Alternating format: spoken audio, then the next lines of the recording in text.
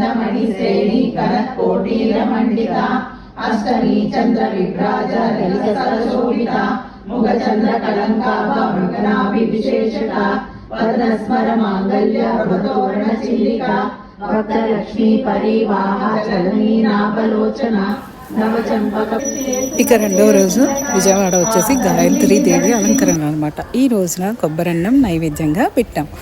ఇక నైవేద్యం విషయానికి వస్తే ఎవరి ఓపికను బట్టి వాళ్ళు పెట్టుకోవడం. అసలు నేనైతే ఒక్కొక్కసారి ఏ ఓపిక లేనప్పుడు, పని ఎక్కువ ఉన్నప్పుడు చక్కగా చిన్న బెల్లం ముక్క పెట్టేసి పూజ చేసేసుకుంటాను అనమాట. ఇక మీరైతే మీ ప్రాంతంలో ఏ అవతారంలో దర్శనం ఇచ్చారో కూడా కామెంట్ చేయండి.